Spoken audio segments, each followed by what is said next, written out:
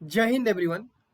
जनसंख्या यानी पॉपुलेशन हमारे देश की एक समस्या बन चुकी है। आज इसी के बारे में हम विस्तार से चर्चा करने वाले हैं, क्योंकि आपको पता ही होगा कि हाल ही के दिनों में उत्तर प्रदेश की सरकार ने जनसंख्या को नियंत्रण करने के लिए, कंट्रोल करने के लिए एक बिल पेश किया है। बिल का एक ड्राफ्ट पेश किया है जो लोगों तक पहुंचाया जा रहा है, ताकि लोग अपना मत इस पर रख सकें कि क्या वो इस चीज को एक्सेप्ट करते हैं, उनकी क्या राय है। ये सरकार, यूपी सरकार लोगों से पूछ रही है। आज की इस वीडियो में हम डिटेल में डिस्कस करेंगे कि हमारे देश में जनसंख्या नीति की क्या जरूरत है, क्या कानूनों से ही जनसंख्या को कंट्रोल किया जा सकता है, या फिर हम किसी तरह से लोगों को समझा कर भी जनसंख्या को कंट्रोल कर सकते हैं। इस पर अलग अलग सरकारों का क्या पक्ष है, इस पर हमारे देश की केंद्रीय सरकार जो मोदी मोदी सरकार है उनका क्या पक्ष है। क्या जनसंख्या सिर्फ गरीबों के कारण बढ़ी है, क्या जनसंख्या सिर्फ मुसलमानों के कारण बढ़ी है। इन सब सारे तथ्यों पर हम बहुत ही विस्तार से डिस्कस करने वाले हैं। Hello everyone, welcome back to rankers class 9th and 10th and NTSC channel. This is Kishan Jaiswal. एक ऐसा चैनल जहां पर आपको एनटीएससी की detailed classes, premium quality content free of cost YouTube पर अवेलेबल कराई जा रही है, वो भी एकदम नियमानुसार। उसके साथ ही साथ हम मैथ, रीजनिंग और साइंस की रेगुलर क्लासेस चलाते हैं, और एसएसटी की आपको एक इंटरेस्टिंग तरीके से एक एक वीडियो में 3-4 चैप्टर को कवर करने की कोशिश करते हैं, जिससे आपका चैप्टर के प्रति इंटरेस्ट भी बन जाए, और जब आप एनसीईआरटी पढ़ रहे हो तो आपको चीजें समझ में आए। कोशिश यही है, हो सकता है 100 बच्चों में से 10 बच्चों को ये चीजें ना पसंद आए, तो जिन बच्चों को ना पसंद आए उनको मैं कुछ नहीं कह सकता हूँ। अगर आपको चीजें यहाँ बेहतर ना लगे तो आप अपना समय कहीं पर भी मतलब कि व्यतीत वेस्ट ना करें। जहां पर आपको चीजें अच्छी मिले वहां पर जाकर चीजों को कवर करना शुरू करें। और डिजिटल बोर्ड की जिसकी भी शिकायत है, जहां पर मेरे पास डिजिटल बोर्ड अवेलेबल रहेगा वहां मैं डिजिटल बोर्ड पे ही पढ़ाऊंगा, और जब मेरे पास अवेलेबल नहीं रहेगा मैं इसी तरह से पढ़ाऊंगा। जिसको चीजें पसंद आ रही हैं वो कंटिन्यू करे, और जिसको नहीं पसंद आ रही है वो चीजों को छोड़ सकता है। उसके लिए कोई जबरदस्ती नहीं है बेटा, ठीक है। आई होप मैक्सिमम बच्चों को चीजें पसंद आ रही है, क्योंकि they are willing to know the content. वो उनकी इच्छा है कि वो कंटेंट जाने। उनकी ये इच्छा नहीं है कि डिजिटल बोर्ड पे बहुत चमक धमक के साथ पढ़ाई जाए, क्योंकि आप पढ़ाई कर रहे हैं सीखने के लिए, ठीक है। और मेरा भी प्रयास है कि जिस माध्यम से चीजों को आप तक पहुंचा सकूं वो मैं पहुंचाऊं, ठीक है। तो चलिए आगे बढ़ते हैं प्यारे बच्चों। तो जो भी बच्चे नए हैं इस चैनल पर, सबसे पहला काम उनका क्या है कि चैनल को सब्सक्राइब कर लेना, क्योंकि ये चैनल आपके लिए काफ़ी यूजफुल होने वाला है। बहुत सारी चीज़ें हम यहाँ प्रोवाइड करते हैं, बोर्ड से लेकर एनटीएससी सभी चीज़ों की तैयारी कराई जाती है। तो सबसे पहले आप टेलीग्राम चैनल को जरूर ज्वाइन कर लेंगे। हमारे रैंकर्स एनटीएससी हमारे टेलीग्राम चैनल का नाम है, इसको ज्वाइन कर लीजिए। यहाँ पर आपको बहुत सारी चीज़ें काम की मिलेंगी। डायरेक्टली टेलीग्राम पर सर्च करिए अगर लिंक से नहीं खुलता है तो, ठीक। क्लासेस कब कब चलती है? 4 बजे आपकी मैथ्स की क्लास चलती है, 6:30 बजे साइंस की चलती है, और 7:30 बजे रीजनिंग की क्लास चलती है। ये तीनों क्लास आपकी एनटीएससी ओरिएंटेड होती हैं, जहां पर बच्चे एनटीएससी की बहुत ही बेहतर तरीके से तैयारी करते हैं। क्लियर है? ये क्लासेस आपकी मंडे टू फ्राइडे चलती है, और सैटरडे प्लस संडे आपका ऑफ रहता है। अगर मैं आपको कहूं कि अगर आपको एनटीएससी के बारे में कुछ जानना है तो एनटीएससी की डिटेल्ड प्लेलिस्ट मिल जाएगी। ये जो रेगुलर क्लासेस हैं इनकी भी प्लेलिस्ट मिल जाएगी, मैथ, साइंस और एसएसटी की, मैथ, साइंस और रीजनिंग की। साथ ही साथ आपको बेसिक मैथ की प्लेलिस्ट मिल जाएगी, प्लस सोशल स्टडीज की प्लेलिस्ट मिल जाएगी। इसके पहले हम लोगों ने फार्मर बिल पढ़ा था, जिसमें हम लोगों ने 4 चैप्टर कवर किया था एनसीईआरटी से। और ये बार बार मैं जो कहता हूँ कि ये एनसीईआरटी से है, इट मीन्स आप अपने स्टेट बोर्ड्स के, अगर आपका स्टेट बोर्ड है तो आप अपने स्टेट बोर्ड से उस टॉपिक से रिलेटेड चीज़ें उठाकर पढ़ सकते हैं। इट्स नॉट कंपलसरी कि आपको एनसीईआरटी।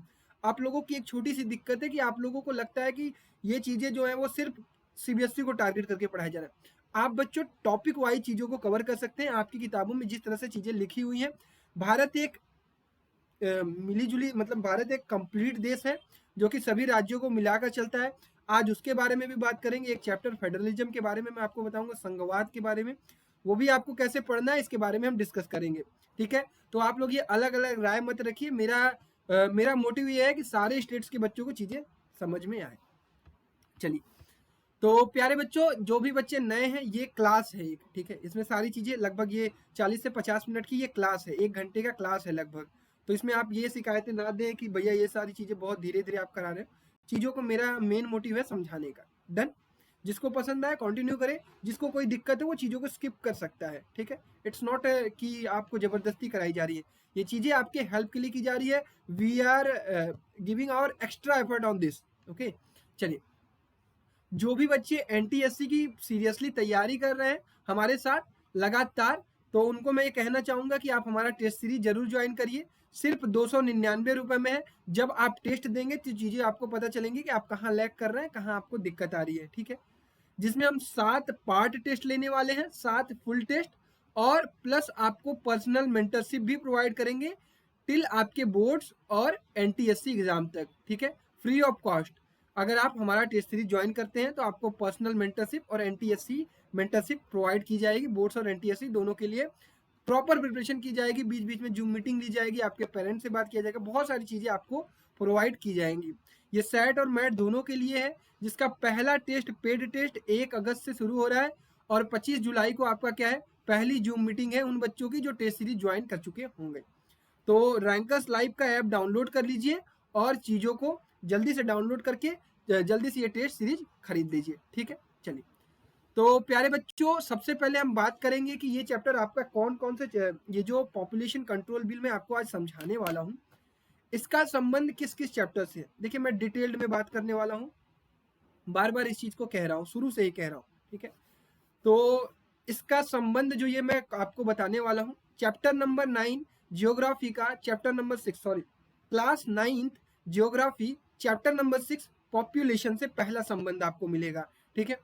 अगर आप स्टेट बोर्ड से फॉलो करते हैं तो आप अपने किताबों में ज्योग्राफी में खोजिए कहीं पर क्या जनसंख्या जैसा कोई चैप्टर है, उसको रीडिंग लगा लीजिएगा, ठीक है। डन, एक चैप्टर ये हो गया।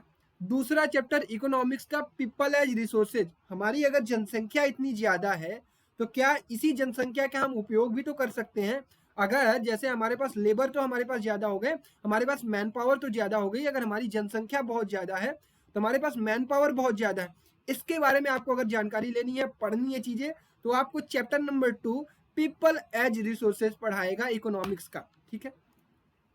Chapter number 3 poverty as a challenge. जब जनसंख्या बढ़ती है तो ऑब्वियस सी बात है गरीबी बढ़ेगी, क्योंकि संसाधन हमारे पास सीमित है।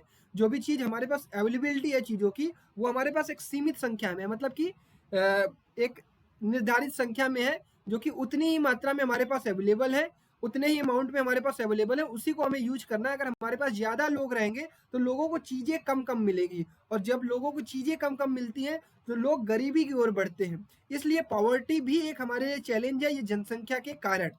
और क्लास 10th का पॉलिटी चैप्टर, ये पॉलिटिकल पार्टीज नहीं है, सॉरी, ये है फेडरलिज्म। इसको मैं एक बार कंफर्म कर देता हूँ कि ये कौन से चैप्टर से है, जस्ट वेट।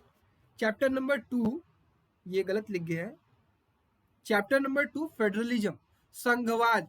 ये चैप्टर मैंने क्यों इंक्लूड किया है आपके लिए, क्योंकि ये एक राज्य सरकार ने कानून बनाया है। तो आपको ये चीजें पता होनी चाहिए कि कौन कौन से कानून राज्य बना सकता है, कौन कौन से कानून केंद्र बना सकता है, हमारी सरकारें कैसे चलती है, हमारा देश कैसे चलता है। क्या हमारे देश में सिर्फ सरकार का शासन है, मतलब केंद्र सरकार का शासन है, केंद्र सरकार जो कह दे वही होगा? नहीं, हमारा देश पूरे राज्यों को मिलाकर चलता है। राज्यों के हाथ में भी कुछ नियम कानून होते हैं, और हाँ, केंद्र सरकार उनके ऊपर होती है, उन सब सारी चीजों पर ध्यान देती है। बस इस तरह से चलाती है कि सबका संबंध बना रहे, केंद्र से राज्यों का संबंध बना रहे। जैसे उत्तर प्रदेश की पुलिस पर केंद्र सरकार का नियंत्रण नहीं है, उत्तर प्रदेश की पुलिस पर किसका नियंत्रण है? उत्तर प्रदेश की सरकार पर। इसी तरह राज्य सरकारों के पास कुछ कानून होते हैं, कुछ नियम होते हैं, वो अपने तौर तरीके से चलाते हैं। इसी तरह केंद्र के पास भी कुछ नियम कानून होते हैं, कुछ पावर्स होती है, वो अपने तरीके से चलाते हैं। तो हमारा देश एक फेडरल देश है, ठीक है, संघवाद, जो राज्यों को मिलाकर राज्यों के साथ शासन करता है। ऐसा नहीं है कि जो हमारा भारत की सरकार कह दे, जो केंद्र सरकार कह दे, वो हर राज्य को मानना पड़े। राज्य अपने अपने पॉलिटिकल मत रख सकते हैं, अपने अपने हक को जता सकते हैं, सारी चीजें। जैसे श्रीलंका के बारे में इस चैप्टर में कहा गया है, श्रीलंका क्या है, वो फेडरल कंट्री नहीं है, वो एक ऐसी कंट्री है जिस पर सिर्फ केंद्र का शासन है, जिस पर सिर्फ एक अपर लेवल की सरकार है, वो पूरे देश पर शासन करती है, जिस कारण वहाँ के तमिल्स जो है वो लगातार वहाँ पर प्रदर्शन करते रहते हैं, जो अगेंस्ट में जाके चीजें कहते हैं कि उनके हाथ में भी कुछ पावर्स दिए जाए। तो ये सारी चीजें आपको डिस्कस करने पर ये जब आप वीडियो देखकर उठेंगे तो आप जाकर ये जो चैप्टर्स हैं इनको पढ़ेंगे तो चीजें आपको समझ में आएंगी। क्लियर है? प्यारे बच्चों, क्या आपको पता है कि आज हमारे देश की जनसंख्या कितनी है? जनसंख्या की गणना की गई थी 2011 में। आपको ये चीज पता होनी चाहिए कि जनसंख्या की जो गणना होती है, जो काउंटिंग होती है हमारे देश की पॉपुलेशन की, वो हर 10 साल में की जाती है। 10 साल में वो एकदम अच्छे तरीके से की जाती है। उसको डिनोट किया जाता है कि भारत की जनसंख्या कितनी बढ़ी है, भारत में महिलाओं की संख्या कितनी बढ़ी है, बच्चों की संख्या कितनी बढ़ी है, कितने लोग मरे हैं, कितने लोग ह्यूमंस बढ़े हैं, लिटरेसी कितनी बढ़ी है, सारी चीजें कैलकुलेट की जाती है हर 10 साल में। 2011 में जब हमारे देश की जनसंख्या काउंट की गई थी तो it was approx 120 crore, 130 crore के आसपास काउंट की गई थी। लेकिन जब हम 2021 में आ चुके हैं तो हमारी जनसंख्या काफी बढ़ चुकी है और हम उम्मीद कर रहे हैं कि हम लगभग 140 करोड़ के आसपास हैं। आज की सिचुएशन में अगर 2021 में काउंटिंग हो रही है या हो रही होगी तो हमारी जनसंख्या लगभग कितनी होगी? हमारी जनसंख्या लगभग 140 करोड़ होगी, जो कि हमारे देश के हिसाब से बहुत ज्यादा बढ़ चुकी है। ठीक है, तो आज इसके बारे में सबसे पहले समझते हैं, क्या हमारे देश की जनसंख्या लगातार इसी तरह से बढ़ ही रही है कि कुछ घटी भी है? तो अलग अलग देशों की अगर बात करें, मैं थोड़ा जूम करता हूं आपके सामने। ये है हर देश, लगभग उन देशों की बात जो जनसंख्या के दृष्टि में काफी बड़े हैं। जैसे चाइना, चाइना जो है वो हमसे हमेशा ऊपर रहा है, लेकिन अब जो है वो चाइना जो है वो ना, वो थोड़ा सा अपनी जनसंख्या पर कंट्रोल पा चुका है और वो थोड़ा डिक्रीमेंट कर रहा है, क्योंकि उन्होंने थोड़े कड़े कड़े कानून लगाए हैं। जबकि भारत की जनसंख्या जिस हिसाब से बढ़ रही है, ये 2040 में जाकर 150 करोड़ के आसपास पहुंच जाएगी, जबकि चाइना इस पर कंट्रोल कर रहा है और वो नीचे आ रहा है। आपको ये चीज पता होनी चाहिए कि इसके पहले चाइना विश्व में सबसे पहला था, लेकिन अगर इसी तरह से हम बढ़ते रहे तो हमारा देश जो है वो चाइना से भी ऊपर चला जाएगा, क्योंकि चाइना जो है वो क्षेत्रफल के अगर अंदाज से देखा जाए, क्षेत्रफल की दृष्टि से, एरिया की दृष्टि से देखा जाए तो हमारे भारत से काफी बड़ा है, लेकिन वो कंट्रोल कर रहा है। अब यही चीज भारत को भी अपनाना पड़ेगा। भारत जिस स्थिति में है उसको इस चीज पर कंट्रोल करना पड़ेगा, क्योंकि आपका लैंड थोड़ी बढ़ जाएगा, आपका एरिया थोड़ी बढ़ जाएगा, आपके संसाधन थोड़ी बढ़ जाएंगे, आपके सिर्फ मैन पावर बढ़ रहे हैं और इससे फायदा नहीं होने वाला है। तो हम देख रहे हैं कि भारत की जनसंख्या लगातार बढ़ रही है, बाकी कुछ देश अपने आप पर कंट्रोल कर रहे हैं। जापान काफी कम है, उसकी जनसंख्या कम है, हालांकि उसकी भी इंक्रीमेंट हो रही है। बाकी और देशों पे देखा जाए तो वो लगातार ये कोशिश कर रहे हैं, यूएस वगैरह, कि उनकी जनसंख्या लगातार कंट्रोल में रहे। अब मैं, ये तो बात होगी अलग अलग देशों की, अब मैं पूरे भारत देश की बात आपको बताता हूं, जिसमें से भारत ने सबसे ज्यादा जनसंख्या कहाँ की है? उत्तर प्रदेश की। सबसे ज्यादा जनसंख्या किसकी है? उत्तर प्रदेश की। उत्तर प्रदेश की जनसंख्या लगभग जब काउंट की गई थी तो 20 से 22 करोड़ के आसपास काउंट की गई थी, आई थिंक 2011 में। लेकिन अगर आज की दृष्टि से देखा जाए 2021 में जब ये काउंटिंग होगी तो ये लगभग 24 से 25 करोड़ के आसपास होगी। प्यारे बच्चों, डाटा में थोड़ा बहुत इधर हो सकता है, मैं आपको समझाने की कोशिश कर रहा हूं सिर्फ। ठीक है, तो उत्तर प्रदेश जनसंख्या की दृष्टि से भारत का सबसे बड़ा राज्य है। ठीक है, क्षेत्रफल की दृष्टि से नहीं, जनसंख्या की दृष्टि से सबसे बड़ा राज्य है। और ये अगर एक देश होता, उत्तर प्रदेश एक देश होता, तो ये विश्व में 6वां देश होता जनसंख्या के अकॉर्डिंग। उत्तर प्रदेश की जनसंख्या पाकिस्तान से भी ज्यादा है, जिसकी जनसंख्या लगभग 20 करोड़ है, और उत्तर प्रदेश की जनसंख्या 22 से 24 करोड़ है। आप इस चीज को इमेजिन करिए कि भारत के, विश्व में ऐसे ऐसे देश हैं जो भारत के एक एक स्टेट से भी छोटे हैं। जैसे श्रीलंका की जनसंख्या जो है वो हमारे देश के हरियाणा से भी कम है। हरियाणा के लगभग बराबर है। हरियाणा एक छोटा सा राज्य है, ठीक है, जो देख सकते हैं कि भारत की जनसंख्या में इसका 2% योगदान है, मतलब भारत का 2% है श्रीलंका।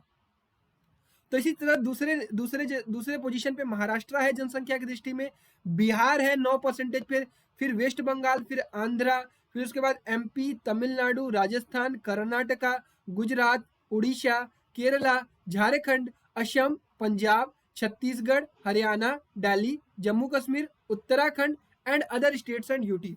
तो आपको याद क्या रखना है, जनसंख्या की दृष्टि से सबसे बड़ा राज्य कौन सा है? उत्तर प्रदेश, दूसरा महाराष्ट्र, तीसरा बिहार। क्लियर है? इतनी चीजें क्लियर हो गई। तो ये मैं कुछ आपके सामने डाटा रख रहा हूँ कि ताकि आपको एक आइडिया हो जाए कि ये जो कानून लाया जा रहा है क्यों लाया जा रहा है, क्या वाकई में इसकी जरूरत है। अब इसके बाद मैं आपको फर्टिलिटी रेट पे बात करता हूँ। फर्टिलिटी रेट क्या होता है? प्रजनन दर, मतलब महिलाएं कितने बच्चों को जन्म देती हैं। तो फर्टिलिटी रेट की बात करें तो भारत में सबसे ज्यादा फर्टिलिटी रेट है बिहार की, मतलब बिहार में प्रजनन दर सबसे ज्यादा है, मतलब बच्चे वहां ज्यादा पैदा होते हैं।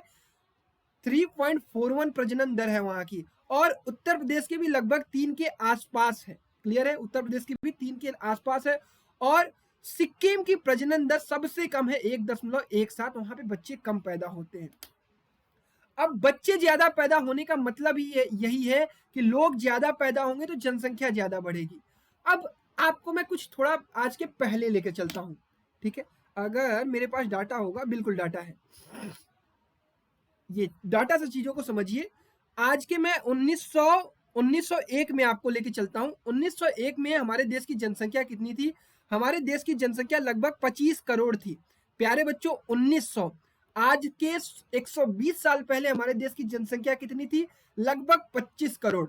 उसके बाद हम धीरे धीरे बढ़े, अगले साल हम कितने हो गए? हाँ, 25 करोड़, 25 करोड़, फिर उसके बाद 28 करोड़। हम 1931 30 साल में हम 28 करोड़ पर पहुंचे, ठीक है? उस समय देश में शासन था किसका? अंग्रेजों का। तो उस समय हम लोग उतने खुलकर नहीं जी पा रहे थे, हम सब कुछ वो चीज नहीं कर पा रहे थे जो आजादी से एक व्यक्ति को कर लेना चाहिए, ठीक है? जब हम आजाद हुए, अब हम पकड़ते हैं 1951 में, यह है आजादी का समय। हम इस समय थे 36 करोड़ पर। अब देखिए हमारी जनसंख्या में विस्फोट कितनी तेजी से हो रहा है। 36 करोड़, 10 साल में हम बढ़ गए 6 करोड़, 44 करोड़ के आसपास हो गए। 44 मतलब 8 करोड़ का इंक्रीमेंट, ठीक है? अगले साल देखिए, अगले 10 साल बाद हम हो गए 54 करोड़, इस बार हम 10 करोड़ बढ़े हैं। अगले साल देखिए, अब हम हो गए 68 करोड़। अगले साल जब मैं कह रहा हूं तो 10 साल के बाद की बात कर रहा हूं। 68 करोड़, 68 करोड़ मतलब हम कितना इंक्रीज हुए बेटा? 14 करोड़। इसके बाद देखिए, अब हम पहुंच गए 84 करोड़। 68 2 70, 16 करोड़ का इंक्रीमेंट। अब हम 1991 में कितने हो गए? 84 करोड़। अब देखिए 102 करोड़ हो गए हम 2001 में। हम 100 करोड़, हम, हाँ मैं आपको बता देता हूं कि 11 मई 2000 को हमारे देश में 100 करोड़वा बच्चा हमारे देश का पैदा हुआ था। मतलब जो बंदा 100 करोड़ का था, जो 100 करोड़ वाला था, जो जिसकी जनसंख्या 100 करोड़ नापी गई, वो 11 मई 2000 को पैदा हुआ। तो 102 करोड़ हमारी जनसंख्या हो गई 2001 में। अब 2011 में जब काउंटिंग हुई तो it was 121 crore. It was 121 crore. It's a very huge amount. आप समझ लीजिए 1950 से हम कितना आगे बढ़ गए हैं? लगभग 80 से 90 करोड़ हमारी जनसंख्या बढ़ी है पिछले 70 सालों में। हमारा एरिया उतना ही है, हमारा लैंड उतना ही है। हम ठीक है, हम चीजों में प्रोग्रेस हुए हैं, हम आगे आए हैं, हम इंफ्रास्ट्रक्चर में बहुत सारी चीजों में बढ़े हैं, बट इतना नहीं बढ़े हैं कि हमारी जनसंख्या इतनी ज्यादा हो जाए। तो इस पर कंट्रोलेशन बहुत नीड है, बहुत रिक्वायर्ड है। अब क्या भैया हम हमेशा एकदम तेजी से ही बढ़े हैं? क्या हम इस पर कंट्रोल कभी नहीं पाए? बिल्कुल पाए हैं बेटा। हमारी पॉपुलेशन ग्रोथ जो है वो परसेंटेज डिक्रीडल ग्रोथ की बात करें तो हम जो बढ़ रहे थे वो उसमें हमने कमी लाई है, लेकिन कमी वो नहीं लाई जिसकी आवश्यकता थी। 24.8% से 24.66% 1981 में, फिर 23.87, फिर 21.54, 17.64, जबकि ये चीज और कम होनी चाहिए। हमें ये पॉपुलेशन का ग्रोथ जो है वो विस्फोट जो है वो बहुत कंट्रोल करना है। तो क्या भैया इस पर भारत सरकार को एक हार्ड एंड फास्ट रूल लेकर चले आना चाहिए कि नहीं, कोई दो से ज्यादा बच्चे पैदा करेगा तो उसको ये किया जाएगा, उसको जेल भेज दिया जाएगा? ऐसा देखिए सरकारें नहीं कर सकती है। जो बच्चे पैदा करने का एक हक है, जो अधिकार है, वो सबका है। आप चाहे तो 20 बच्चे पैदा करिए, it's your responsibility, it's on you. लेकिन सरकार का एक नियम होना चाहिए कि सरकार एक पॉपुलेशन को कंट्रोल कैसे करे, लोगों को समझा सकती है, लोगों को बता सकती है। और लोगों को जब ये चीजें पता चलेंगी कि हाँ, अगर पॉपुलेशन इसी तरह से बढ़ता रहा तो हमारा देश जो है वो गरीब हो जाएगा, ठीक है? तो इतनी चीजें क्लियर हुई कि जनसंख्या हमारे देश में कैसे बढ़ी। फर्टिलिटी रेट क्या होता है? फर्टिलिटी रेट मतलब प्रजनन दर। फर्टिलिटी अक्रॉस इंडिया बताया, देश में किसकी कहाँ कितनी जनसंख्या है, पूरे विश्व में कितनी किसकी जनसंख्या है। अब मैं आपको कुछ और डाटा देता हूँ। उत्तर प्रदेश की बात हम कर रहे हैं, तो उत्तर प्रदेश के बारे में कुछ और डाटा मैं आपको देता हूं। उत्तर प्रदेश के बारे में मेरे पास कुछ डाटा है कि क्या विश्व की अगर फर्टिलिटी रेट की बात करूं तो 2000 में जो हमारे देश में प्रजनन दर था वो 3.2% था। ठीक है, 3.2%, जबकि ये 2016 में डिक्रीज हुआ है, कहां तक पहुंचा है, 2.3%। हम चीजों को कंट्रोल कर रहे हैं, लोग समझदार हो रहे हैं, लोग पढ़ रहे हैं, लेकिन अब भी उतना नहीं हो पा रहे हैं जितनी हमें जरूरत है। अब ये तो हो गया पूरे भारत का। ठीक है, अब हम बात करते हैं उत्तर प्रदेश की, यूपी की। यूपी का मैं डाटा दूं तो ये है 2000 में था 4.7%। अब देख लीजिए, देश से भी ज्यादा है उत्तर प्रदेश का। और इसके अलावा 2016 में जब ये काउंट किया गया तो ये था 3.1%। क्लियर है। अब सरकार, जो उत्तर प्रदेश की सरकार है, ये क्या चाहती है, ये चाहती है कि हमारा वाकई में इससे काम नहीं हो पाएगा, इसीलिए हम ये ड्राफ्ट लेकर आ रहे हैं आप सभी लोगों के सामने, जिसमें क्या है कि हमारा लक्ष्य है कि हम 1.7% तक लेके जाए अगले 4 से 5 सालों के अंदर। क्लियर है। तो ये डाटा था, ये एक डाटा मैंने आपको समझाया कि देश की स्थिति क्या है, आज जनसंख्या क्या है। अगर यही स्थिति रही तो अगले आने वाले 10 से 20 सालों में हमारे देश की जनसंख्या 150 करोड़ के भी ऊपर हो जाएगी। प्यारे बच्चों, इतने डाटा देने के बाद आपको क्या समझ में आया होगा, इतने डाटा देने के बाद जब आप वो पॉपुलेशन वाला चैप्टर पढ़ेंगे ना तो आपको चीजें पढ़ने में मजा आएगा। ठीक है, अब एक जो ये यूपी का पॉपुलेशन कंट्रोल का ड्राफ्ट बिल है, जो सरकार ने बिल पेश किया है, ये क्या पेश किया है। यूपी गवर्नमेंट चाहती है कि देश में जितने भी लोग हैं वो 2 ही बच्चे पैदा करें, ताकि जनसंख्या पर हम कंट्रोल पा सके। देखिए, जबरदस्ती कोई आप नहीं कर सकते हैं, आप सबको ये नहीं कह सकते कि आपको 2 ही बच्चे पैदा करने हैं। अगर मेरी इच्छा है, मैं एकदम सरकार की नहीं सुनता, मैं लोगों की नहीं सुनता, मैं अपने मन पे हूं, मैं 10 बच्चे पैदा करूंगा। लेकिन as a citizen of India, as a educated person, you will think that कि आप 2 से ज्यादा बच्चे पैदा करेंगे तो आप ही को परेशानी होगी। सरकार अगर कुछ आपको देना चाहेगी तो सरकार को वो जो चीजें आएंगी आपके पास बढ़ जाएंगी। ये सारी चीजें मैं समझाऊंगा, आप आराम से सुनिए। अगर मैं प्यारे बच्चों, अगर आप ध्यान देकर ये पूरा सेशन सुनते हैं तो आपको बहुत सारी जानकारियां प्राप्त होंगी। ठीक है, तो सबसे पहले मैं आपको इस ड्राफ्ट के बारे में बता देता हूं कि यूपी गवर्नमेंट के ड्राफ्ट में क्या क्या चीजें हैं। यूपी गवर्नमेंट का ये प्लान है कि हर पति पत्नी मैक्सिमम 2 बच्चे पैदा करे, चाहे वो लड़का हो लड़की हो कुछ भी हो, वो आपके ऊपर है। ठीक है, वो तो ईश्वर की देन है कि आपका लड़का पैदा होता है लड़की पैदा होती है। तो ये 2 चाइल्ड की पॉलिसी लेकर आना चाहती है। डिटेल ये है कि गवर्नमेंट क्या क्या कह रही है, इस ड्राफ्ट में कह रही है कि जो भी जिनके भी 2 से ज्यादा बच्चे होंगे, अगले 1 साल बाद जब ये कानून लागू हो जाएगा उसके बाद से, ये नहीं पहले जो लोग हैं उसके बाद से, जैसे मेरी शादी हुई, ठीक है, अब मेरी शादी हुई तो मेरे 3 अगर बच्चे हो गए तो मुझे किसी भी सरकारी जगह पे नौकरी नहीं दी जाएगी। सबसे पहली बात ये कही गई है, किसी भी आपको गवर्नमेंट जॉब में हिस्सेदारी नहीं दी जाएगी, आपको गवर्नमेंट जॉब नहीं दी जाएगी क्योंकि आपके पास 3 बच्चे हैं। अब देखो, सरकार पहले ही मुझे बता दी कि भाई देखो, पहले ही जान लो, तुम भविष्य में अगर शादी करते हो, जान से मान लो मेरी शादी होती है तो मेरी कोशिश ये रहेगी कि मेरा 1 या 2 बच्चा रहे। अब 1 या 2 बच्चा रहेगा तो मुझे गवर्नमेंट जॉब में मिलेगा, गवर्नमेंट जॉब मिलेगी। हाँ, 3 बच्चे आप कर लो, आपको गवर्नमेंट जॉब नहीं मिलेगी, बस ये है। इसके अलावा अगर आप 2 से कम बच्चे करते हैं तो आपको बहुत सारी छूट दी जाएगी, जैसे आपकी सैलरी में इंक्रीमेंट की जाएगी गवर्नमेंट की तरफ से, आपको अलग अलग स्कीम्स दिए जाएंगे, आपके प्रमोशंस किए जाएंगे। अगर आप सिर्फ 1 बच्चा पैदा करते हैं और आप बीपीएल कार्ड धारक है, मतलब बिलो पॉवर्टी लाइन है, तो सरकार आपके बच्चे जब आपका बच्चा पैदा होता है तो आपको 1-1 लाख रुपए देगी, आपको आपके बच्चे की शिक्षा पर ध्यान देगी, आपको आपका बच्चा अगर मेडिकल या इंजीनियरिंग चीजें करना चाहता है तो उसमें सरकार योगदान देगी। मतलब सरकार प्रोत्साहन करना चाहती है कि अगर आप 1 बच्चा पैदा करते हैं तो सरकार आपको बहुत सारी चीजों में हेल्प करने वाली है। तो आप जितने भी लोग इस वीडियो को सुन रहे हैं, समझ रहे हैं, इस चीज को शेयर जरूर करिएगा अपने दोस्तों में कि इन फ्यूचर देखिए आप भी बड़े होंगे 10 साल बाद। आज मैं उम्मीद करता हूं कि आपकी आयु लगभग 15 से 16 साल की होगी। आज से 10 साल बाद आपकी भी शादी होगी, तो आपके मन में ये चीज होनी चाहिए कि we have to control our population.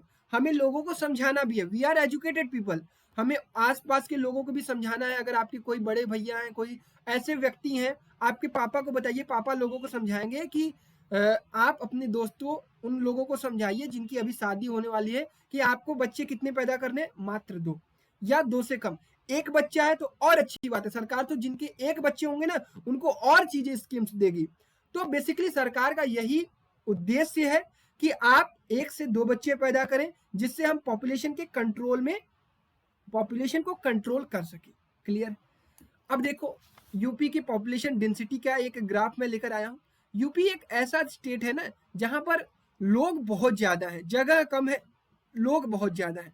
अब मैं बात करूं तो पूर्वांचल है ये, इसे कहते हैं पूर्वांचल, और ये है मेरा वाराणसी, लगभग यही है। ठीक है, यही ये मिर्जापुर है, ये है वाराणसी। ठीक है, तो मैं एक पेपर पेन चेंज कर लेता हूँ। ये यहीं पर कहीं वाराणसी है। ठीक है, ये जौनपुर है, ये आपका आजमगढ़ है, ये आपका चंदौली है, ये मिर्जापुर है। इसी तरह भारत के अलग अलग स्टेट्स हैं। ये पॉपुलेशन में बहुत ज़्यादा डेंस्ड है। यहाँ पर देखिए तो ये नोएडा वाला, गुड़गांव वाला वगैरह क्षेत्र है, नोएडा, मेरठ, ये सब जगह है। तो यहाँ पे भी काफ़ी पॉपुलेशन डेंस्ड है। तो ये दिखाया गया कि उत्तर प्रदेश काफ़ी ज़्यादा घनत्व वाला प्रदेश है, जहाँ पे जनसंख्या बहुत ज़्यादा है। तो यही उत्तर प्रदेश की सरकार का ड्राफ्ट है। देखिए बेसिकली उनका कहना यही है कि देखिए हम आपको चीजें, एक कानून बनाने की कोशिश कर रहे हैं जिससे आपके मन में ये चीजें आए कि अगर आप सरकारी चीजों का फायदा उठाना चाहते हैं तो आप पॉपुलेशन के कंट्रोल करने में सरकार की मदद करें। देखिए लोग जब तक आगे नहीं आएंगे, जब तक लोग ये नहीं सोचेंगे कि वाकई में हमें पॉपुलेशन को कंट्रोल करने की जरूरत है, तब तक ये चीजें नहीं हो पाएंगी। सरकार हार्ड एंड फास्ट रूल आपके लिए नहीं बना सकती है कि नहीं दो से ज्यादा बच्चे आप पैदा करेंगे तो आपको जान से मार दिया जाएगा, जेल में भेज दिया जाएगा, ऐसा कुछ नहीं कर सकती है, क्योंकि ये लोगों का अधिकार है। सरकार क्या कर सकती है, सरकारी चीजों के सरकारी छूट आपको छीन सकती है, ताकि आप एक बार को सोचें। क्लियर है? इतनी चीजें समझ में आई यूपी गवर्नमेंट की? अगर चीजें समझ में आई है तो वीडियो को लाइक जरूर करिएगा बच्चों। ठीक है, चलिए प्यारे बच्चों, अब आपके मन में आ रहा होगा कि भैया क्या ये अभी सिर्फ अभी ये सब सारी चीजें हो रही है, क्या इसके पहले हम लोगों ने जनसंख्या को कंट्रोल करने की कोशिश नहीं की है? बिल्कुल की है दोस्त। हमारे देश ने लगातार प्रयास किए हैं लोगों को समझा बुझाकर, या कुछ राज्यों ने कुछ नियम कानून भी छोटे छोटे स्तर पर बनाए हैं जिससे जनसंख्या को कंट्रोल किया जा सके। लेकिन ये सारी चीजों का बहुत ज्यादा हम लोगों ने फर्क नहीं देखा। हाँ, हमने देखा है लोग शिक्षित हुए हैं, लोग जागरूक हुए हैं, लोग पेरेंट्स ये ध्यान दिए हैं कि हमारे 2 ही बच्चे हों, या इसके पहले लोग कोशिश करते थे कि 3 बच्चे हों।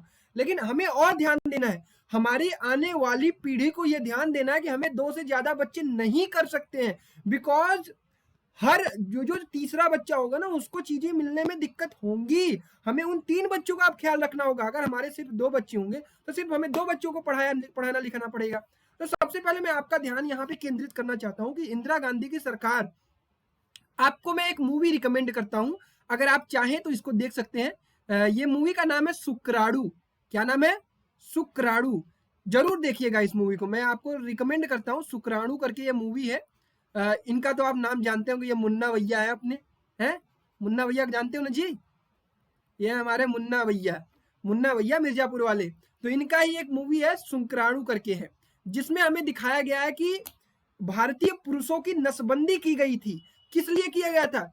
हमारे देश की सरकार ने जबरदस्ती पॉपुलेशन को कंट्रोल करने के लिए एक नसबंदी नामक एक कार्य को चलाया था। नसबंदी क्या होता है? बायोलॉजी में जब आप रिप्रोडक्शन पढ़ रहे होगे तो वहां पे आपको सिखाया जाएगा कि बच्चे पैदा कैसे होते हैं, ये रिप्रोडक्शन क्या होता है। मेल के पेनिस से जब स्पर्म निकलकर वेजाइना में जाता है तो वहां पे मेरे को बायोलॉजी बहुत अच्छे से नहीं आती है, बट इतना है कि वहां पे क्या कहते हैं, फर्मेंटेशन वगैरह जो भी होता है इनर पार्ट में, फिर उसके बाद वो बच्चा जो होता है बच्चे का रूप लेता है, फिर बच्चे पैदा होते हैं। ठीक है, महिलाओं के प्रजनन अंग से। ठीक है, तो ये सारी चीजें हमें सिखाई, मतलब कि ये हुआ क्या था इस कहानी में। आप देखेंगे कि पुरुषों की नसबंदी कराई जाती थी। नसबंदी कराने का सीधा तात्पर्य ये होता है कि आपके जो स्पर्म है वो अब निकलना बंद हो जाएंगे। तो क्योंकि स्पर्म से ही बच्चे पैदा होते हैं, तो वो सारी चीजों पर जबरदस्ती कराया गया था। तो इसके पहले नसबंदी का प्रयास किया गया था इंदिरा गांधी और राजीव गांधी जी की सरकार में 1976 के आसपास। तो ये पिक्चर देखेंगे जी, अब ये मूवी देखेंगे तो आपको चीजें समझ में आएंगी। उसके अलावा हमने लगातार लोगों को समझाने की कोशिश की है, population is a big problem. हम लोग जगह जगह पर धरना दिए हैं, जगह जगह पर चीजें की हैं। ये आप नसबंदी ये देख सकते हैं कि भारत में नसबंदी कराई गई थी, और it was a very not a very good process, क्योंकि आप जबरदस्ती ये काम नहीं कर सकते, लोगों को समझा सकते हैं कि हाँ भाई आप नसबंदी करवा दीजिए, जब आपके एक दो बच्चे हो जाए तो नसबंदी करा लीजिए, ताकि आपके और बच्चे पैदा न हो, इस पर आपको फायदा हो। इसके अलावा हमारी सरकार ने, आपने देखा होगा दीवारों पर काफी ज्यादा स्लोगन्स आपको दिखे होंगे, और ये एक मूवी का सीन है, ये है मूवी का सीन कहाँ का, पंचायत मूवी का, एक वेब सीरीज है पंचायत, उसका सीन है, जो कि बच्चों को कंट्रोल करने के लिए लिखा गया है। 2 बच्चे हैं मीठी खीर, 3 से ज्यादा बवासीर। ठीक है, बवासीर एक रोग का नाम है।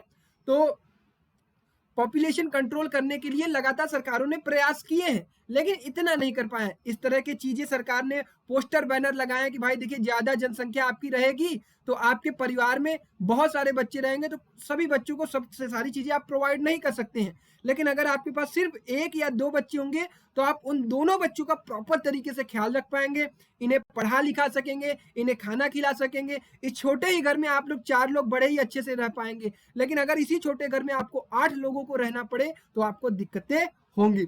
तो पिछली सरकारों ने प्रयास तो जरूर किए हैं और उन प्रयासों का इफेक्ट भी हुआ है, लोग समझदार हुए हैं, लेकिन इतना भी नहीं हुआ है कि चीजें आपके कंट्रोल में आ जाएं। अब नेक्स्ट मुद्दा ये आता है कि भैया लोगों को लगता है कि बहुत सारी कम्युनिटी को लगता है, अपोजिशन की पार्टियों को लगता है कि सरकार की ये कोशिश है कि मुसलमानों को जो है वो प्रतिबंध लगाया जाए। क्या इस देश में सिर्फ मुसलमानों के कारण ही हमारे देश की जनसंख्या बढ़ी है? भारत एक ऐसा देश है, भारत कैसा देश है? भारत एक सेक्युलर देश है, धर्मनिरपेक्ष राज्य है, धर्मनिरपेक्ष देश है, जो कि सभी धर्मों का सम्मान करता है। भारत में हर धर्म को बराबर का दर्जा दिया गया है। आप अगर एक हिंदू जनसंख्या बढ़ा सकता है विद डूइंग रिप्रोडक्शन प्रोसेस, तो मुसलमान भी बढ़ा सकता है। हाँ, कुछ लोगों का ये मानना है कि मुसलमानों में शुरुआत में एक सोच थी कि हम जो है वो भारत जैसे देश में रह रहे हैं जहां पे बहुसंख्यक कौन है, हिंदू समाज के लोग हैं, जो ज्यादा के नंबर में जनसंख्या में है। तो अगर हम अपनी जनसंख्या नहीं बढ़ाएंगे तो हमारे ऊपर जो है वो मतलब कंट्रोल किया जाएगा, हमें दबाया जाएगा। लेकिन इस देश की लगातार शुरू से ऐसी कोई सोच नहीं रही है। अब लोगों को ये रियलाइज हो रहा होगा कि इस देश ने हमेशा मुसलमानों, हमेशा अल्पसंख्यकों की रक्षा की है। जबकि यही बगल के देश, आप पाकिस्तान में चले जाएं, बांग्लादेश में चले जाएं, हमेशा अल्पसंख्यकों का वो हुआ है, मतलब कि अत्याचार हुआ है अल्पसंख्यकों पर। वहां पर हिंदू कम्युनिटी, सिख कम्युनिटी, बौद्ध कम्युनिटी, जैन कम्युनिटी, अल्पसंख्यक। अल्पसंख्यक क्या होता है? जो देश में कम संख्या में होते हैं उन्हें कहा जाता है अल्पसंख्यक, या फिर इंग्लिश में उन्हें कहते हैं माइनॉरिटी। ठीक है, तो हमारे देश में कभी भी माइनॉरिटी के साथ अत्याचार नहीं हुआ। हाँ, कुछ लोग राजनीति के लिए हमेशा उठाते रहते हैं कि हाँ इनका शोषण हो रहा है, इनकी ये चीजें हो रही हैं। बल्कि भारत देश में मुसलमान हो, हिंदू हो, जैन हो, सिख हो, ईसाई हो, सब लोग प्यार से रहते हैं। आप लोग भी अपने आसपास देखे होंगे, आपके आसपास में मुसलमान होंगे, किसी भी व्यक्ति की उससे कोई द्वेष नहीं होगा। हाँ, राजनीति के लिए लोग करते हैं क्योंकि उन्हीं लोगों से तो उन्हें वोट मिलता है, उनकी सिंपैथी वो गेन करते हैं। ये चीजें हमारे देश में हुई है। तो बिल्कुल ये बात कहना गलत है कि सिर्फ मुसलमानों की वजह से पॉपुलेशन बढ़ी है। हमारे देश में मुसलमानों की भी जनसंख्या बढ़ी है और हमारे देश में हिंदुओं की जनसंख्या बढ़ी है। हाँ, थोड़ा सा ये कहा गया है कि शुरुआत में ये जो मुसलमानों के मन में ये मानसिकता थी कि अगर हम अपनी जनसंख्या ना बढ़ाएं, जैसा कि आप आसपास देख सकते हो कि बहुत सारे मुसलमान परिवारों में एक एक फैमिली में एक एक पेरेंट्स के लगभग 9, 10, 11, 12 बच्चे हैं। शुरुआत में उनकी यही सोच थी कि अगर हमारे बच्चे नहीं होंगे, हमारी जनसंख्या नहीं बढ़ेगी, तो हमारे लोगों को दबाया जाएगा। जबकि ऐसी कोई मानसिकता हमारे देश की किसी भी सरकार की ना तो रही है ना तो रहेगी, क्योंकि हमारा देश सेक्युलर कंट्री है। हमारा देश सबके विकास में, सबके उन्नति में हमेशा बराबर का योगदान दिया है, जबकि अल्पसंख्यकों को उठाने के लिए हमने उनको और छूट दी है। क्लियर है? तो ये सारी चीजें हैं। मैं आपको बता दूं कि मुस्लिम पॉपुलेशन इंडिया में सबसे ज्यादा कहाँ है? सबसे ज्यादा मुस्लिम पॉपुलेशन जम्मू कश्मीर में। आपको पता होना चाहिए कश्मीर पूरा जो है वो मुसलमानों का है लगभग। हाँ, कश्मीरी पंडित यहाँ पे थे जिनके साथ शोषण हुआ था, कभी इसके बारे में अलग से विस्तृत चर्चा करेंगे। और थोड़ा सा जनसंख्या ज्यादा कहाँ है? ये असम के साइड में और बंगाल में, और इसके अलावा केरल में। आपको पता होना चाहिए केरल में भी मुसलमानों की जनसंख्या ज्यादा है, असम में है, ठीक है, और ये बंगाल में है। बंगाल में इसलिए क्योंकि बांग्लादेश से बहुत सारे मुसलमान भारत में आए हैं, और असम में भी इसलिए है कि यहाँ पे भी बहुत सारे मुसलमान आए हैं, और कश्मीर में इसलिए कि पाकिस्तान से जब डिवीजन हो रहा था तो कश्मीर जो है वो हमारे देश का हिस्सा रहा है। ये पीओके है जिसे पाकिस्तान ने अपने पास रखा है, इन फ्यूचर हमारे पास आने वाला है, इसके लिए तैयार रहेंगे। ठीक है, तो और बाकी देशों की, बाकी जगह की बात करें तो ये जो ब्लू आपको दिखाई दे रहे हैं, ब्लू दिखा रहा है कि यहाँ पे 10 से 15% मुसलमान है। जो ये ग्रीन दिखाई दे रहा है 15 से 20%, मतलब उत्तर प्रदेश बिहार में भी ठीक ठाक है। और इंडिगो जो दिखाई दे रहा है ये इंडिगो है। ब्लू कौन सा होता है? ये होता है ब्लू। अच्छा ठीक है, ये है। और ये जो ग्रे है, ग्रे टाइप का मतलब कि सबसे कम कहाँ पर आपको दिखाई दे रहे हैं, छत्तीसगढ़ में कम मुसलमान है। ये सारी चीजें आपको एक आइडिया मैंने दे दिया कि मुसलमानों की जनसंख्या कहाँ पर कितनी ज्यादा है। क्लियर है? अब रिलीजन वाइज मैं पॉपुलेशन की बात करूं कि देश में कब कितनी जनसंख्या किसकी रही है। अगर मैं 1961 की बात करूं तो 1961 में हिंदुओं की जनसंख्या देश में कितनी थी? हिंदुओं की जनसंख्या थी 33 से 34 करोड़। मुसलमानों की जनसंख्या उस समय कितनी थी? 4 करोड़ थी, मतलब 4 से 5 करोड़। 1971 में हम पहुंच गए 45 करोड़ पर, मुसलमान पहुंच गए 6 करोड़ पर। ठीक है, ये कितने बड़े हैं? 1.5 करोड़ बड़े हैं। ये कितना बड़े हैं भाई साहब? ये भी तो 10 से 12 करोड़ बड़े हैं। सेम सेम लगभग बढ़ रहे थे। फिर इसके बाद 1981 में ये पहुंच गए आपके 11 करोड़ इंक्रीमेंट किए हैं। और इन्होंने कितना इंक्रीमेंट किया है? ये 6 करोड़ से 8 करोड़, ये 2 करोड़ इंक्रीमेंट। अब इनकी स्पीड थोड़ी इस समय बढ़ रही थी। ठीक है, 1991 में 690 करोड़, मतलब 69 करोड़, तो 69 करोड़ के आसपास। हालांकि हाँ, हिंदुओं की जनसंख्या तो 56 से 69 में कितना बढ़ गया भाई? 56 3, मतलब ये 23 करोड़ बढ़ गए, नहीं 13 करोड़ बढ़ गए ना। हाँ 13 करोड़। और ये कितना बढ़े? ये फिर लगभग 2 करोड़ बढ़े हैं। हाँ, ये 1.3% बढ़ रहे थे, तो ये मतलब कि अगर ये कहा जाए 65% बढ़ रहे थे, तो ये कितना बढ़ रहे थे? लगभग दुगना हो जा रहे थे। क्लियर है?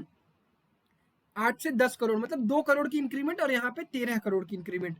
1.3 अगर इनके सापेक्ष में देखेंगे तो ये 1.3 करोड़ की इंक्रीमेंट और ये 2 करोड़ की इंक्रीमेंट। ठीक है, और इसके बाद ये कितना बढ़े? 69 से 82 पर पहुंचे हैं, मतलब लगभग 13 करोड़ फिर से बढ़े हैं। और यहाँ पर ये कितना बढ़े हैं? 1 करोड़ से 10 करोड़ से 13 करोड़, अब ये 3 करोड़ बढ़े। हाँ, मुसलमानों की जनसंख्या थोड़ी सी ज्यादा तेजी से बढ़ी है, उसका कारण मैंने आपको समझाया, इनकी मानसिकता की वजह से। लेकिन अब चीजें कंट्रोल में है, उनको भी ये चीजें समझ में आ रही है। और जिसको नहीं समझ में आ रही, अब समझिए भाई। आप कभी भी ये मत सोचिए कि हमारे देश में किसी भी कम्युनिटी को दबाया जा रहा है, कभी भी ऐसा नहीं हुआ है, ना ही कभी ऐसा होगा।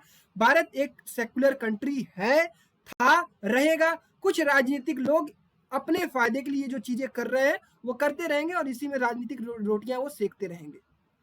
क्लियर है? प्यारे बच्चों, अब थोड़ा सा डिस्कशन करते हैं कि क्या कानून लाना सही है, या कानून की हमें जरूरत क्यों है। प्यारे बच्चों, एक उदाहरण से हम समझते हैं। आप अपने परिवार में ही एक उदाहरण लीजिए। आपका एक फैमिली हो जिसमें आपके पापा मम्मी और सिर्फ आप और आपकी एक सिस्टर हो। ठीक है, मतलब 4 लोगों का परिवार हो।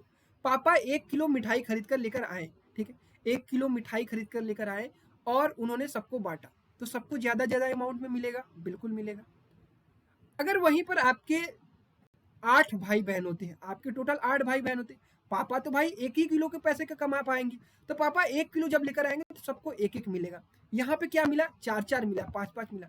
तो ऑब्वियस सी बात है यार, अगर हमारी जनसंख्या कम होगी तो हमें जो चीजें मिलेंगी ना वो ज्यादा अमाउंट में मिलेंगी। ठीक है, क्लियर है? तो यही बात है। इस एग्जाम्पल को भी आप देख सकते हैं कि यहाँ पर एक व्यक्ति है, यही किसान की एक 2 अलग अलग कंडीशन दिखाई गई है। बिग फैमिली में क्या हुआ कि ये एक परिवार का एक मुखिया है, इसकी ये वाइफ है और इसके बच्चे देख रहे हैं 1 2 3 4 5, और ये एक पीछे पट्टा पड़ा है 6, टोटल 6 बच्चे हैं। अब ये 6 बच्चे हैं तो इनके देख सकते हैं कपड़े यहाँ फटे हुए हैं, ये फटे हुए हैं, इनका घर बढ़िया नहीं है, इनके पास खेत वेत करने के लिए, इनके पास पानी की प्रॉब्लम, इनके पास क्या क्या प्रॉब्लम आ सकती है? इनके पास पानी, रूटीन फूड मतलब डेली का खाना, गंदे कपड़े रहेंगे, एजुकेशन ये प्रोवाइड नहीं कर पाएंगे अभी सारे बच्चों को। अब इसके कारण ये अपने बच्चों को चाइल्ड लेबर काम करने के लिए मजबूर करेंगे, अनएम्प्लॉयमेंट आएगा। अब बच्चे इतने ज्यादा रहेंगे तो सबको रोजगार देना मुश्किल हो जाएगा। अब यहीं पर एक छोटी फैमिली की बात करते हैं। ये छोटी फैमिली में सिर्फ इसकी एक बड़ी बेटी है और एक छोटा सा बेटा। अब देखिए, बच्चों के बीच के डिफरेंस भी होना चाहिए, तभी आप इस बच्चे को प्रॉपर ध्यान दे पाएंगे, इस बच्चे को पढ़ा लिखा के आगे बढ़ा पाएंगे। तब ये छोटा बच्चा बड़ा होगा, तब इसको आप पढ़ाने में भी बेहतर ध्यान दे पाएंगे। तो अब ये किसान अपनी बिटिया को पढ़ा भी सकता है, इसके पास हर चीज रहेगी, ट्रैक्टर रहेगा, इसके पास घर भी अच्छा रहेगा, इसकी पत्नी अच्छा कपड़ा पहनेगी, इसका बेटा अच्छा सब कुछ पहनेगा। तो छोटा परिवार हमेशा खुशहाल परिवार होता है। इनके पास देखिए प्रॉपर प्योर ड्रिंकिंग वाटर होगा, हाइजेनिक फूड होगा, क्लीन ड्रेस होंगे, ओन रूम फॉर स्टडी होगा, वेल एजुकेटेड होंगे, एम्प्लॉयड होंगे। तो मतलब गरीबी से ऊपर उठने का क्या है, हमें एक जरिया मिलेगा। ठीक है, तो ये चीजें क्या होगी, हैप्पीनेस ऑल द वे। तो ये सारी चीजें, तो मतलब इस चैप्टर का कनेक्शन आप किस चीज से देख पाएंगे, पॉवर्टी एज चैलेंज। जब आप इस चैप्टर पढ़ेंगे ना पॉवर्टी एज चैलेंज, तो आपको अलग अलग उदाहरण में ये चीजें दिखाई देंगी। क्लियर है, बहुत अच्छा चैप्टर है, पढ़िएगा जरूर। ठीक है, अब मजा आएगा आपको। और मैं अब आपसे कहता हूं कि आपने एक दो चैप्टर मैंने कनेक्ट करा दिए, अब आपको मैं एक चैप्टर के बारे में और बताता हूं कि ये यहीं पर आपसे डिस्कस कर लेता हूं। ये जो मैंने आपको एक चैप्टर बताया, पीपल एज रिसोर्सेज। हाँ, एक बात ये जरूर है कि हमारी अगर जनसंख्या ज्यादा होगी तो हमारे पास मैन पावर ज्यादा होगी, हम लेबर वर्क बहुत ज्यादा कर लेंगे, हम चीजों को काम बहुत ज्यादा कर लेंगे, लेकिन इससे हमारा बहुत फायदा नहीं हो रहा है। Because we want technical progress ना, we don't want labour progress. हम तो कम समय में ज्यादा चीजें पाना चाहते हैं। अगर एक जैसे मान लीजिए आप, मैं कोई जगह ढूंढूं, हाँ, जैसे आपको एक गड्ढा खोदना है। ठीक है, ये गड्ढा खोदना है, ये 20 बाई 10 का गड्ढा खोदना है। आपने एक जेसीबी लगाया, ठीक है, आपने एक जेसीबी लगाया, तो ये 2 घंटे में गड्ढा खोदकर चला जाएगा। अब यहीं पर आपने 20 मैन पावर लगाया, अब ये 20 मैन पावर की जरूरत आपको पड़ेगी, और ये 20 मैन पावर कितने दिन में गड्ढा खोदेंगे, 3 से 4 दिन में।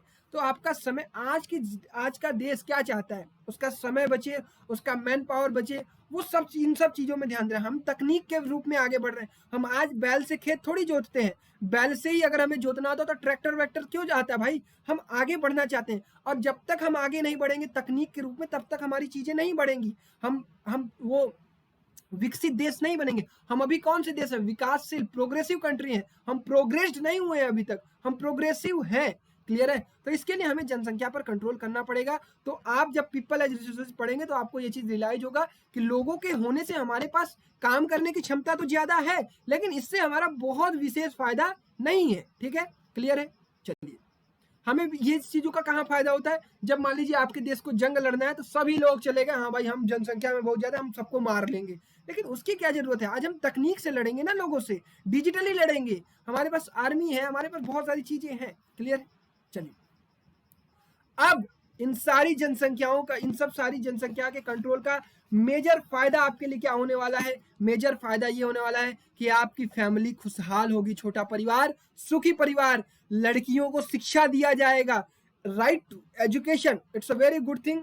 और ये बेटी बचाओ और बेटी पढ़ाओ से नहीं, बेटे को पढ़ाओ और बेटे को एजुकेट करो, ताकि वो अपनी बेटी और अपनी बहू बेटी, अपनी सिस्टर, सबको पढ़ाने के लिए प्रोत्साहित करे। हर लड़की हर लड़के का अधिकार है, वो जीवन में जो चाहे वो करे, हर तरीके से। ठीक है, इसके अलावा हम गरीबी में भी कंट्रोल पाएंगे, हम बहुत सारी चीजों में कंट्रोल पाएंगे। एजुकेशन में बेरोजगारी हमारी घटेगी। देखिए, बेरोजगारी पर कंट्रोल इतना आसान नहीं है पाना, हमारे पास रोजगार उतने ही है, हमारे पास जब लोग कम रहेंगे उसके लिए लड़ेंगे लोग कम। आज किसी भी एक सरकारी नौकरी के लिए करोड़ों करोड़ों लोग फॉर्म भरते हैं, और उसमें नौकरी हजारों लोग की सिर्फ लगती है। क्यों, क्योंकि हमारी जनसंख्या इतनी ज्यादा है। ठीक है, तो उस पर हमें कंट्रोल करना पड़ेगा। भविष्य में हमें इसके लिए जो भी उपाय अपनाने पड़े, आसपास लोगों को आप समझाइए, सरकार भी इसके लिए बड़े बड़े कानून लाने की कोशिश करे। एक चैप्टर आपके लिए और बच गया था, क्या कि भैया फेडरलिज्म का कहाँ उपयोग आया। देखो, फेडरलिज्म वही मैंने आपको समझाया ना कि ये कानून किसने बनाया है, ये कानून हमारी उत्तर प्रदेश की सरकार ने बनाया है। तो आपको लग रहा होगा कि भैया उत्तर प्रदेश की सरकार ने क्यों बनाया, देश की सरकार ने बनाना चाहिए था ना, मोदी सरकार ने। देश को पता है ना, मोदी सरकार को, कि हमारे देश की जनसंख्या बहुत तेजी से बढ़ रही। प्यारे बच्चों, इट्स नॉट कि पूरे भारत की जनसंख्या बहुत तेजी से बढ़ रही है, कुछ ऐसे भी स्टेट्स हैं जहाँ पे थोड़ी धीरे बढ़ रही है, वहाँ के लोग एजुकेटेड हैं, वहाँ के लोग इस चीज को समझ रहे हैं। जैसे आप अपने साउथ में जाएंगे ना, वहाँ पे लिटरेसी रेट बहुत ज्यादा है, 99, 98, 97% है, जबकि यूपी की लिटरेसी रेट कितनी है, 65 to 70% है। यहाँ के लोग लिटरेट कम है। आपने देखा होगा गरीब जो परिवार होते हैं ना, वो प्रजनन, वो रिप्रोडक्शन, मतलब बच्चे बहुत ज्यादा पैदा करते हैं, because they are not doing protected sex. Sex को अगर वो प्रोटेक्टेड करें, उन्हें जानकारी हो कि अगर हमारा स्पर्म जाएगा तो हमारे बच्चे पैदा हो जाएंगे इससे, वो इस चीज का ख्याल नहीं रखते हैं। They are just enjoying their life. उन्हें हमें एजुकेट करना पड़ेगा, उन्हें इन सब सारी चीजों को बताना पड़ेगा कि sex is not only enjoyment, you have to think that कि सेक्स करने के ज्यादा ज्यादा इन सब सारी चीजों को बढ़ाने के बाद आपके बच्चे पैदा होंगे, और उन बच्चों को आप खिला कैसे पाएंगे? आप तो अपना खाना नहीं पेट भर पा रहे हो, उनको कैसे खिला पाओगे? आप अभी गरीबी से, अभी आप भी गरीबी में हो, वो बच्चा पैदा होगा, उसको कहाँ से खिलाओगे? तो उन सब लोगों को हमें समझाना होगा। तो जब आप रिप्रोडक्शन चैप्टर पढ़ेंगे तब भी आप इन सब सारी चीजों का ख्याल रखेंगे, परिवार नियोजन पर कैसे ध्यान देना है, हमें किन सब प्रोटेक्शंस का ध्यान देना है, और सरकारें कानून बना रही हैं तो कैसे बना रही हैं, अलग अलग सरकारें, देश का क्या रोल है। तो ये सारी चीजें थी। आई होप, उम्मीद करता हूं कि आपको चीजें बहुत अच्छे तरीके से समझ आई होगी। 4 चैप्टर का आपको कनेक्शन मैंने अच्छे तरीके से समझाया। एक बार मैं फिर रिवाइज कर दे रहा हूँ। पॉपुलेशन चैप्टर में आपको पता चलेगा, अब जाकर पढ़िएगा दोस्त, ठीक है। पॉपुलेशन में चैप्टर में आपको पढ़ेगा कि देश की जनसंख्या कैसे बढ़ रही है, कितनी जनसंख्या है, उसके बारे में। पीपल एज रिसोर्सेज में पता चलेगा कि हाँ, जनसंख्या है तो लोग काम भी ज्यादा कर सकते हैं, पीपल आज रिसोर्स की तरह यूज कर सकते हैं, लेबर वर्क की तरह यूज कर सकते हैं। जनसंख्या बढ़ने के कारण हमारे देश में गरीबी बढ़ रही है, ये सबसे बड़ा चैलेंज है इस देश का, जनसंख्या के कारण। क्लियर है? उसके अलावा फेडरलिज्म, कि कौन सी सरकार इस पर कानून बना सकती है, सरकारें अलग अलग कानून कैसे बना रही है, क्यों सिर्फ यूपी सरकार कानून बना रही है, बाकी सरकार क्यों नहीं बना रही है, केंद्र सरकार क्यों नहीं बना रही है, इन सब सारी चीजों की जानकारी अब कहाँ मिलेगी आपको फेडरलिज्म चैप्टर क्लास 10th की पॉलिटी में मिलेगी। और उम्मीद करता हूं कि आप अब जाकर चारों चैप्टर पढ़ेंगे, और जब आप कमेंट करेंगे कि भैया आई हैव डन, मैंने चारों चैप्टर पढ़ लिया है, मैंने सब कुछ कवर कर लिया है, मैं चाहे स्टेट बोर्ड से कवर करूं, चाहे मैं एनसीईआरटी से करूं, चाहे आईसीएसई से करूं, कहीं से भी करूं, आपको करना तो पड़ेगा। देखिए, मेन मोटिव मेरा यही है कि आपको प्रोत्साहित करना पढ़ने के लिए, और इसके बाद जब आप चीजों को पढ़ चुके होंगे तो मैं आपको पता है आपके डीपीपी प्रोवाइड कर दूंगा, 4 चैप्टर की प्रॉपर डीपीपी, जिसमें आपके क्वेश्चंस होंगे, प्रीवियस ईयर क्वेश्चन होंगे, और इससे ज्यादा क्या लोगे, मेरी जान ले लोगे। जिस दिन उसकी जरूरत पड़ेगी बताना, उसको भी दे दूंगा, ठीक है। तो जो भी बच्चे सीरियस हैं, प्यारे बच्चों, आप एनटीएससी का आरंभ टेस्ट सीरीज जरूर ज्वाइन करिए, अपने पेरेंट्स से बात करिए, और 25 जुलाई से पहले इसको ज्वाइन कर लीजिए, ताकि आपको बहुत सारे बेनिफिट मिलते रहें। क्लियर है? तो चलिए, मैं उम्मीद करता हूं कि ये सेशन आपको पसंद आया होगा। हाँ, एक छोटा सा काम जरूर करिएगा, कमेंट जरूर करिएगा इस वीडियो में, क्योंकि ये वीडियो मैं आपके लिए अलग से एफर्ट कर रहा हूँ, इसके लिए मैं प्रिपरेशन करता हूँ आपके लिए प्रॉपर चीजें देने के लिए, ठीक है। तो तब तक अपना ख्याल रखिए। वीडियो पसंद आए तो वीडियो को लाइक जरूर करिएगा, शेयर जरूर करिएगा अपने दोस्तों के साथ, अपने क्लास ग्रुप में, अपने टेलीग्राम ग्रुप में, अपने व्हाट्सएप ग्रुप में, ठीक है। तब तक अपना ख्याल रखिए। Bye bye, take care, love you all, and Jai Hind.